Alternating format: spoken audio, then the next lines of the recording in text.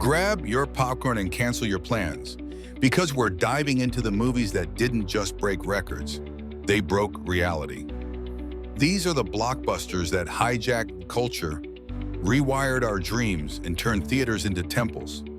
From the fin that made you fear the ocean, to a purple alien snapping half the universe like stale popcorn, this is the wild, ridiculous, emotional billion-dollar saga of how blockbusters became the new mythology. And hey, if you've ever screamed in a theater, quoted Darth Vader in traffic, or sobbed over a floating door, we're in this together. Drop a comment with your first movie obsession, hit that subscribe button like it owes you money, and let's roll the reel on the most epic cinema takeover of all time. It's 1970, and the world's grooving to disco, sporting bell-bottoms, and blissfully unaware that a fin in the water is about to change everything. Enter Jaws, a scrappy little thriller directed by a 28-year-old Steven Spielberg, who was probably sweating bullets when his mechanical shark, nicknamed Bruce, kept sinking instead of swimming. Made on a $7 million budget, this tale of a great white terrorizing a beach town called Amity wasn't supposed to be a game changer. But oh, it was. The shark barely showed up. Bruce was a nightmare to work with. So Spielberg leaned on suspense, that pounding John Williams score, and our own imaginations. The result? Pure terror. Spielberg later said that the shark not working was the greatest thing that ever happened to him, because it forced him to rely on atmosphere and suspense. That choice didn't just save the movie. It also made him. Spielberg has said that Jaws was the movie that taught him how to be a director under pressure. People screamed, hid under seats, and swore off swimming for years. My uncle still checks for fins at the beach, and he's not alone. But if Jaws was a tidal wave, what came next was a supernova.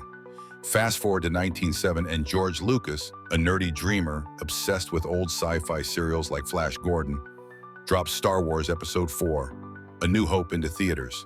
Nobody saw it coming, not even 20th Century Fox, who thought it'd bomb and let Lucas keep the merchandising rights as a consolation prize. Big mistake. Star Wars wasn't just a movie, it was a galaxy. X-Wings zipped, lightsabers hummed, and Darth Vader's creepy breathing gave kids nightmares. The story of Luke Skywalker, a farm boy turned hero, hit every heartstring. Hope, adventure, rebellion. It grossed $410 million in its initial run, unadjusted, and that's without counting the endless re-releases. Adjusted for inflation, it's still one of the top earners ever. Lucas has said that he never expected it to succeed, and that after the first day of filming, he was sure it would flop.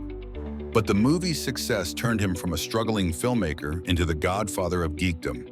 It also gave him the financial freedom to self-fund his future projects, including the next Star Wars films, forever changing how creators could own their own franchises.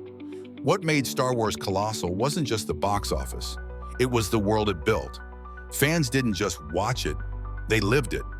Lines stretched for miles with people camping out to see it again and again. The merchandise? Insane. Action figures, t-shirts, bed sheets. Every kid wanted a piece of the Force. Lucas turned a single film into a lifestyle, inventing the modern franchise. Before Star Wars, sequels were rare. After, they were gold. It wasn't just about the money, though Lucas is probably still counting those royalty checks. It was about imagination. Star Wars gave us a universe to escape into, a place where anyone could be a Jedi or a rebel. It's why, decades later, we're still arguing about whether Han shot first. Spoiler, he did. The 70s set the stage, but the 80s cranked the volume to 11. This was the era of excess, big hair, big budgets, and blockbusters that felt like roller coasters. In 1982, Spielberg was back, trading sharks for spaceships with E.T. the Extraterrestrial. This wasn't a thriller, but a heart-melter about a boy named Elliot and his lost alien pal, E.T. It sounds niche. Kid befriends a wrinkly extraterrestrial. But Spielberg made it universal. Who hasn't felt like an outsider? The image of bikes soaring across the moon, E.T.'s glowing finger, that gut punch phone home line, pure magic. It grossed nearly $800 million worldwide and held the title of biggest movie ever for over a decade. Drew Barrymore, who was just 7 years old during filming, said she believed E.T. was real, and Spielberg played along on set, having the puppet interact with her between takes to preserve that innocence. It wasn't just acting, it was emotional truth on film. E.T. wasn't just a hit, it was a phenomenon. Kids begged for BMX bikes to chase UFOs. Reese's Pieces, the candy E.T. munched, saw sales spike. Take that, M&Ms, who turned down the product placement. The film tapped into something primal: friendship, wonder, and saying goodbye. People didn't just watch it, they sobbed through it, then came back for more. It was a reminder that blockbusters didn't need explosions to explode, just heart. The 80s were a blockbuster paradise, with Indiana Jones cracking whips, Back to the Future time-traveling in DeLoreans, and Ghostbusters blasting spirits with proton packs. Movies became events, the kind of thing you planned your weekend around, and every summer brought a new adventure to cheer for. Now let's roar into the 90s, where blockbusters got wilder and tech started stealing the show. In '93, Spielberg did it again with Jurassic Park, a movie that didn't just bring dinosaurs back, it brought them to life. This was the moment CGI stopped being a gimmick and became a revolution. Spielberg mixed cutting-edge computer graphics with massive animatronic beasts, and the result was jaw-dropping. When the T-Rex bellowed through that stormy night, theaters shook, popcorn flew, and audiences gasped. Velociraptors stalked kitchens, brachiosauruses munched treetops, and every kid wanted to be a paleontologist. Jurassic Park was the first film to hit $1 billion worldwide, a number that felt impossible at the time. Laura Dern later said that when she first saw the Brachiosaurus on screen, she burst into tears. Not from fear, even the acting, but from awe. It felt like witnessing something truly alive. What made it epic wasn't just the dinos, but the feeling of awe. This wasn't just a monster movie. It was about humanity's dance with nature, with a side of don't mess with DNA. The tech was groundbreaking. Those CGI dinos still look better than half the effects today, but the story was timeless. Fear, wonder, survival. People didn't just watch Jurassic Park, they felt it in their bones. It was proof that blockbusters could push boundaries, blending art and innovation to create something unforgettable. Plus, it gave us Jeff Goldblum's iconic shirtless pose. You're welcome, world. But if Jurassic Park was a roar, what came next was a tidal wave. Let's sail to '99 when James Cameron unleashed Titanic, a movie so big it sank every expectation. This was a gamble, a $200 million budget, insane for the time, a 3-hour-plus runtime, and a love story wrapped around a historical tragedy. Studios were nervous, but Cameron was relentless. He built a near full-size replica of the ship, flooded sets with water, and turned Leonardo DiCaprio and Kate Winslet into Jack and Rose, the couple who stole hearts worldwide. The result? A cultural juggernaut that grossed $1.84 billion in its first run, the first film to hit that mark. Winslet has said she was terrified of the water scenes, and DiCaprio reportedly improvised some of his most iconic lines. Cameron, he famously said, "I'm the king of the world," at the Oscars, borrowing from his own script to sum up the feeling of making cinema history. Titanic wasn't just a movie, it was an obsession. Teens swooned over Leo. Celine Dion's "My Heart Will Go On" played on every radio, and people saw it multiple times just to cry harder. The sinking scenes, practical effects mixed with early CGI, were so real you felt the icy water. Cameron didn't just tell a story, he made you live it. It was about love, loss, and the hubris of an unsinkable ship, and it hit like a sledgehammer. Theaters became sobbing sessions, with fans debating whether Jack could have fit on that door. Spoiler, he could have, but drama's more fun. Titanic ruled the '90s, proving blockbusters could be emotional epics, not just action flicks. The 2000s rolled in, and blockbusters entered a new era. Franchises took over, and tech kept leaping forward. The early decade was ruled by Harry Potter, Lord of the Rings, and Spider-Man, each spinning single films into sprawling sagas. Peter Jackson's Lord of the Rings, The Return of the King in 2003 was a high point, grossing $1.14 billion and sweeping the Oscars with 11 wins. It wasn't just a fantasy flick, it was a testament to storytelling, with hobbits, wizards, and epic battles that felt like history unfolding. Fans didn't just watch it, they lived in Middle-earth, quoting Gandalf in Dreaming of the Shire. But the real game changer came in 2009, when James Cameron returned with Avatar. This wasn't a sequel or a remake, but a brand new world, Pandora, a glowing planet of blue cat people, floating mountains, and bioluminescent jungles. Cameron spent years developing 3D tech to make it immersive, and it paid off. Avatar grossed $2.74 billion, snatching Titanic's crown as the biggest movie ever at the time. People didn't just see it, they escaped into it. Theaters sold out for months, and 3D became the buzzword. Suddenly, every movie had to pop off the screen. Avatar wasn't just about visuals, though. Its story of nature versus greed hit a nerve, even if some called it Dances with Wolves in Space. Love it or not, you couldn't look away. What made Avatar a milestone was its ambition. Cameron didn't just make a movie, he built a universe so real you wanted to book a ticket to Pandora. It held the top spot for a decade, a reminder that blockbusters could still surprise us. The merch flew, Navi toys, video games, and 3D TVs spiked in sales, even if nobody used them after 2012. Avatar was proof that a single vision, backed by insane tech, could redefine what big meant. Zoe Saldana, who played Neytiri, has shared how filming and performance capture suits with no sets around required her to rely entirely on imagination. She called it the most emotionally raw performance of her life, even if it looked like a video game during production. The magic came together only after months of post-production, making the final result as much a surprise to the actors as to the audience.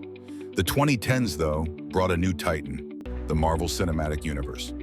Marvel had been building its empire since Iron Man in 2008, but in 2020, it dropped the ultimate payoff, Avengers Endgame. This wasn't just a movie, it was a global event.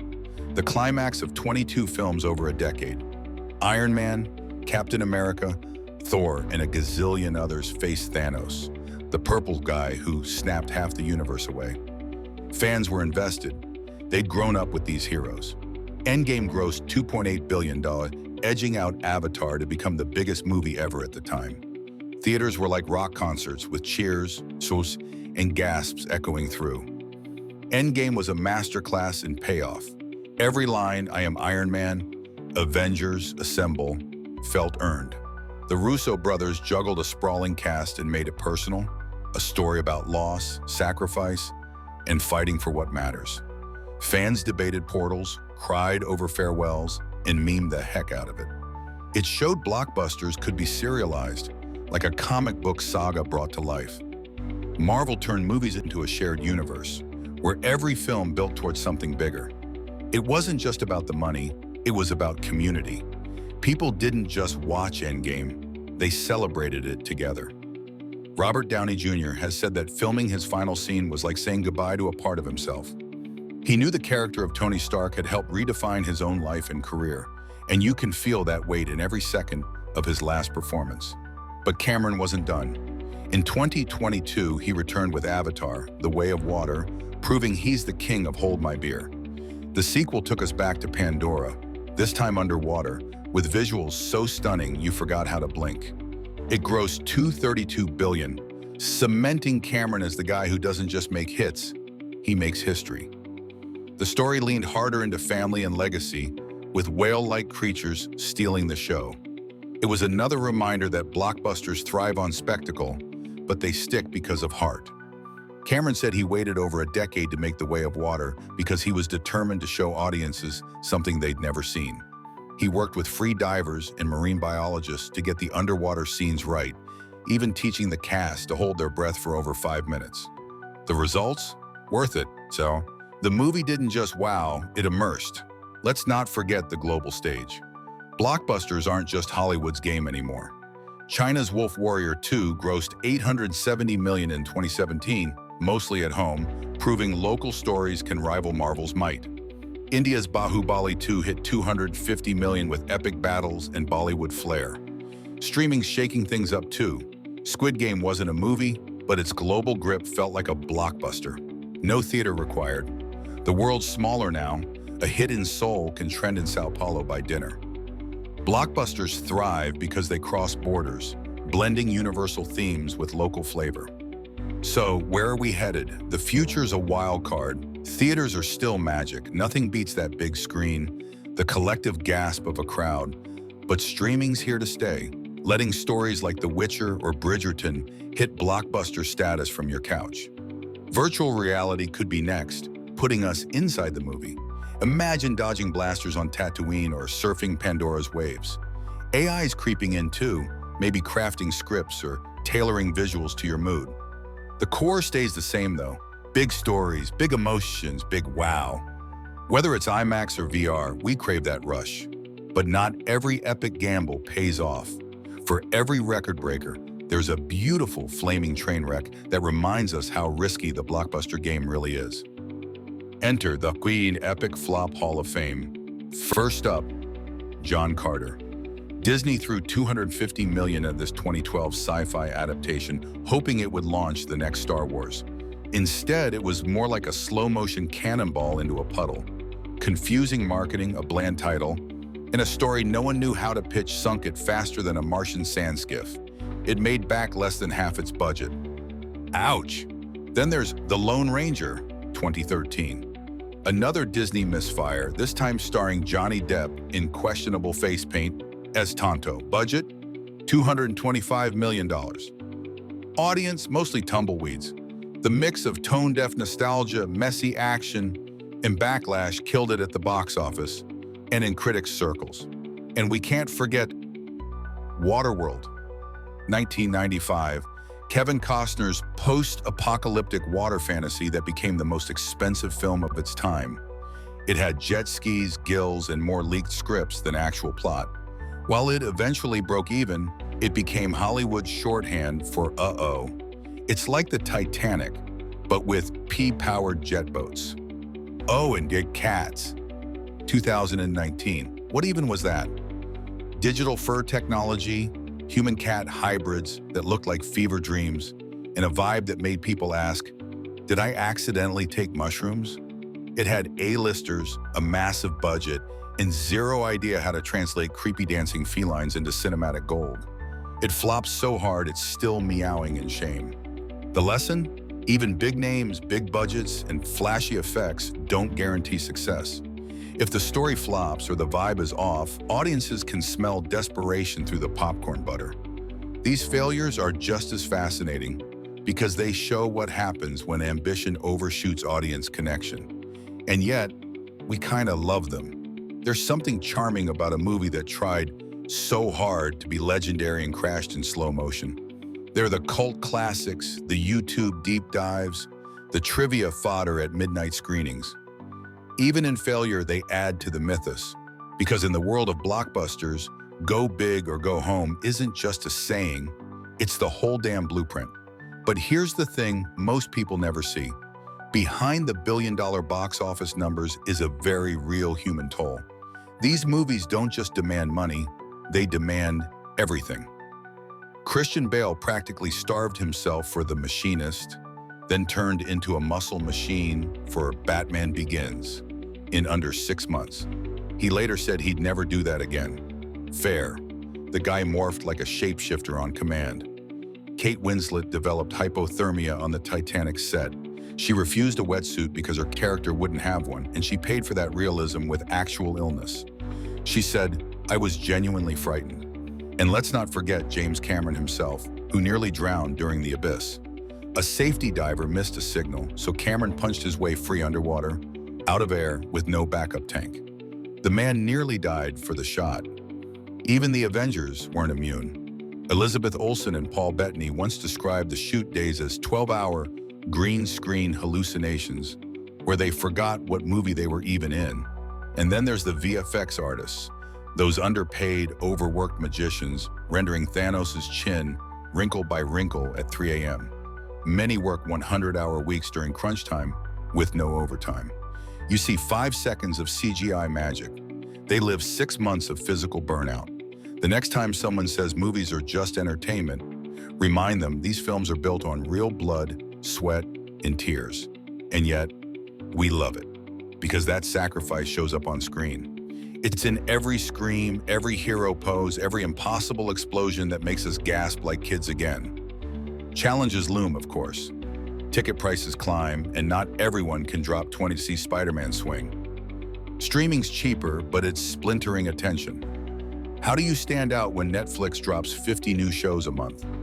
Franchises might tighten their grip, but audiences aren't robots. We'll tire of reboots if they feel soulless. The trick is balance, honoring what worked while daring to surprise. The next Star Wars or Avatar might come from nowhere, a spark from an unknown director with a crazy idea. Let's dream big for a second. Picture a blockbuster in 2030. Maybe it's a climate epic with heroes saving a flooded world, shot in holographic 3D so real you feel the rain. Or a space saga where you choose the hero's path via an app, cheering as your ending plays out.